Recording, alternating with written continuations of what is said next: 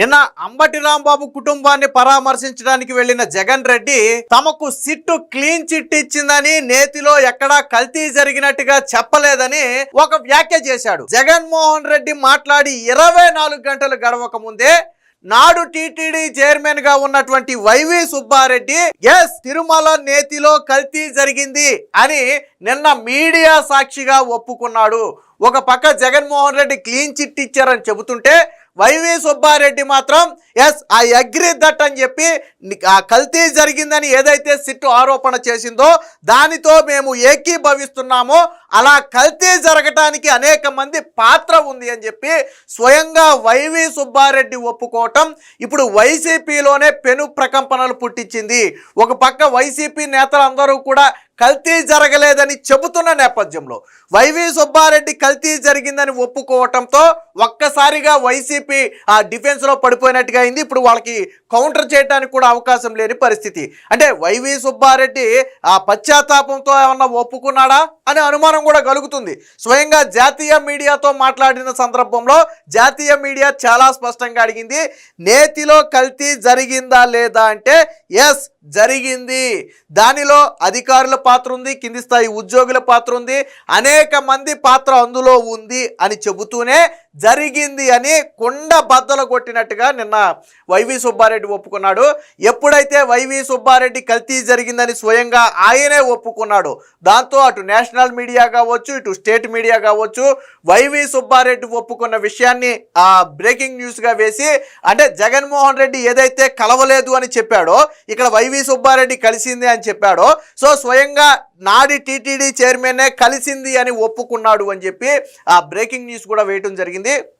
అంటే జగన్మోహన్ రెడ్డి తిరుమల లడ్డూలో కల్తీ జరగలేదని చెప్పిన మాట అబద్ధం అని స్వయంగా వైవి సుబ్బారెడ్డి మొహం మీద చెప్పినట్టుగా అయింది. దీంతో ఇప్పుడు వైసీపీ ఎలా సమర్థించుకోవాలో అర్థం కావట్లేదు. ఎందుకంటే వాళ్ళ కింది కార్యకర్త నుంచి పై స్థాయి నాయకుడి వరకు అందరూ ఒకే స్టాండ్ మీద ఉన్నారు. నెయ్యి కల్తీ జరగలేదు, చంద్రబాబు పవన్ కళ్యాణ్ క్షమాపణ చెప్పాలి. కానీ సిట్ ఇచ్చిన రిపోర్టుని నేను అంగీకరిస్తున్నాను, నెయ్యి కల్తీ జరిగిన మాట వాస్తవమేనని స్వయంగా నాటి టీటీడీ చైర్మన్గా ఉన్నటువంటి వైవి సుబ్బారెడ్డి ఒప్పుకోవటంతో ఇప్పుడు వైసీపీ పరిస్థితి కక్కలాక మెంగలాక, అంటే ముందు నుయ్యి వెనక గొయ్యి. కల్తీ జరగలేదన్నామా, వైవి సుబ్బారెడ్డి చెప్పాడు కదా అంటారు. కల్తీ వైవి సుబ్బారెడ్డితో గొంతు కొలుపుదామా, నిన్నటి వరకు మీరు మాట్లాడింది ఏంటని నిలదీస్తారు. అంటే ఇప్పుడు జరిగిందనాలా, కల్తీ జరగలేదనాలా, వైసీపీకి అర్థం కాని పరిస్థితి అయిపోయింది. ఒక రకంగా ఇది కూటమి నేతలకు ఒక ఆయుధంగా మారింది. స్వయంగా వైవి సుబ్బారెడ్డి ఎక్కడా కూడా సిట్ రిపోర్ట్ని ఖండించలా. సిట్ రిపోర్ట్ని నేను అంగీకరిస్తున్నానని స్వయంగా చెప్పాడు. సిట్ రిపోర్ట్ మీద ఆయన ఏం అనుమానాలు కూడా వ్యక్తం చేయలే, చాలా స్పష్టంగా చెప్పాడు. సో దీనికి సంబంధించినటువంటి వార్త కూడా ఒకటి వచ్చింది. ఒకసారి జాతీయ మీడియాతో మాట్లాడాడు, ఒకసారి చూద్దాం. మీరు చాలా స్పష్టంగా ఏనండి వైవి సుబ్బారెడ్డి క్లారిటీగా చెప్తాడు. ఒప్పుకున్నాడు. సో ఘీ ఈజ్ అడల్టరేట్ చాలా స్పష్టంగా ఒప్పుకున్నాడు వైవి సుబ్బారెడ్డి. కల్తీ జరిగింది అని చాలా స్పష్టంగా సింగిల్ వర్డ్లో ఒప్పుకున్నాడు. కల్తీ ఎందుకు జరిగింది అనేది కూడా వైవి సుబ్బారెడ్డి చెప్తాడేనండి ఒకసారి.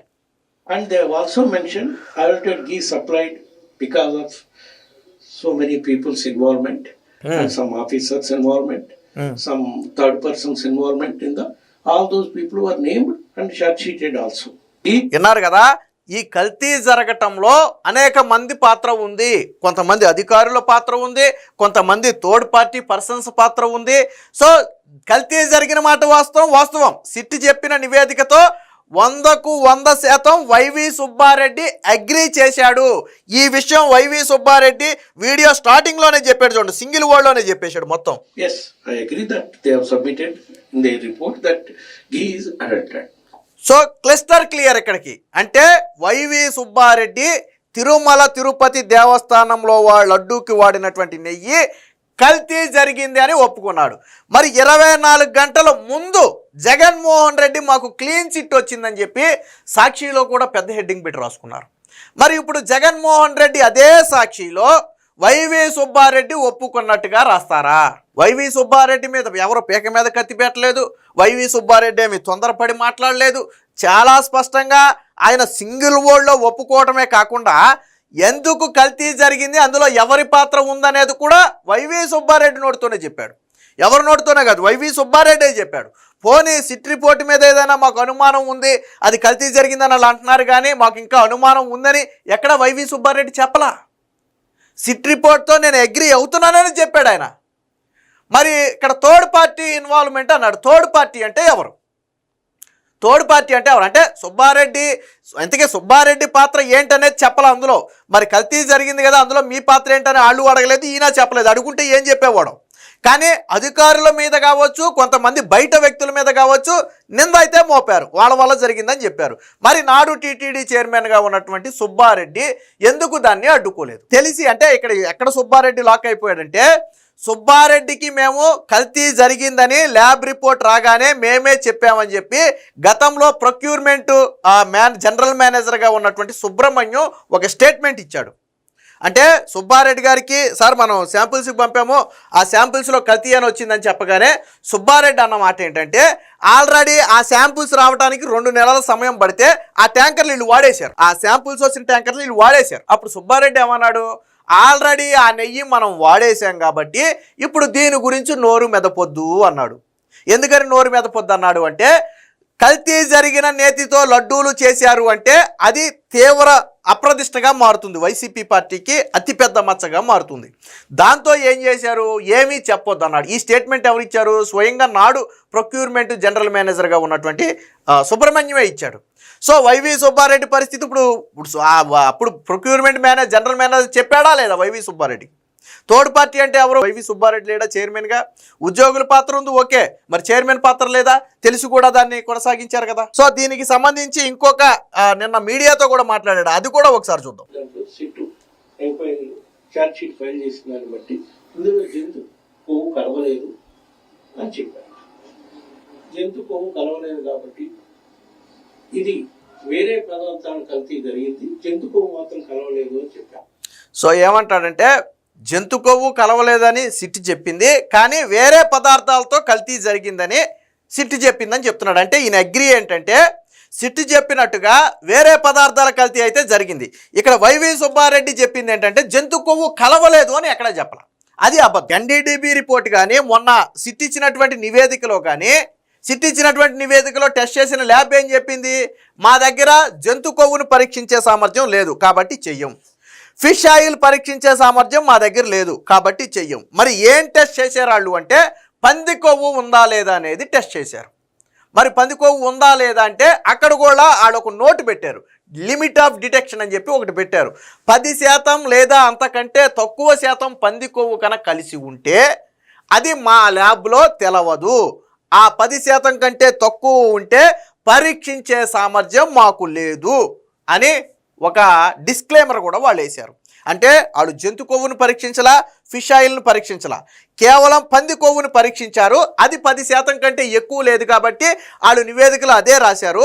కింద ఏమని మెన్షన్ చేశారు, 10% కంటే తక్కువ ఉంటే అది మేము గుర్తించలేం అని రాస్తూనే, మేము చేసినటువంటి టెస్టు అంటే సిద్ధాంతపరంగా కరెక్టా కాదా అనేది కూడా థర్డ్ పార్టీ ద్వారా తేల్చాలి అని చెప్పి వాళ్ళు ఇంకోటి కూడా చెప్పారు. అంటే మాకు తెలిసినట్టు మేము టెస్ట్ చేసాం, ఆ టెస్ట్ వాల్యుబుల్లా కాదా అనేది కూడా థర్డ్ పార్టీ చెప్పాలని చెప్పి వాళ్ళు చెప్పారు. మరి ఎక్కడ చెప్పారు జంతు కొవ్వు లేదని ఎక్కడ చెప్పారు వైవి సుబ్బారెడ్డికి? వైవి సుబ్బారెడ్డికి చెప్పలేదు కదా. అంటే ఒకటి అబద్ధం ఒకటి నిజం. జంతు కొవ్వు లేదు అని వాళ్ళు చెప్పారు అనేది అబద్ధం, కానీ ఇతర కారకాలు కలిసి ఉంటాయి అనే నిజాన్ని మాత్రం వైవి సుబ్బారెడ్డి పోసగుచ్చినట్టుగా ఒప్పుకున్నాడు.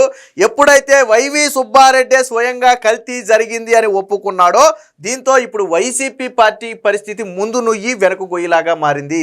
జగన్ ఏమో కల్తీ జరగలేదంటాడు, సుబ్బారెడ్డి ఏమో కల్తీ జరిగిందంటాడు. మధ్యలో కార్యకర్తలు నాయకులు నలిగిపోతున్నారు. ఇటు జగన్ స్టాండ్ తీసుకోవాలా, వైవి సుబ్బారెడ్డి స్టాండ్ తీసుకోవాలా, అర్థం కాని పరిస్థితుల్లో ఇప్పుడు వైసీపీ పార్టీ అయోమయంలో పడింది.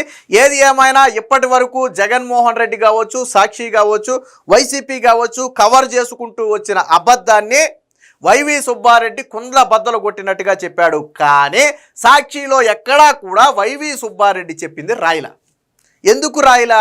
వైవి సుబ్బారెడ్డి మీరు ఇందాక నేషనల్ మీడియాతో మాట్లాడింది మీకు వినిపించా, చాలా స్పష్టంగా ఒప్పుకున్నాడు. అందులో కొంతమంది ఉద్యోగులు థర్డ్ పార్టీ పర్సన్స్ పాత్ర ఉందని చెప్పి స్వయంగా ఒప్పుకున్నాడు, కానీ సాక్షిలో రాయల. అంటే మొత్తంగా ఈ నెయ్యి కల్తీ వ్యవహారంలో ఇప్పుడు సుబ్బారెడ్డి ఆ స్టేట్మెంట్తో వైసీపీలో పెను ప్రకంపనలు అయితే వచ్చాయి.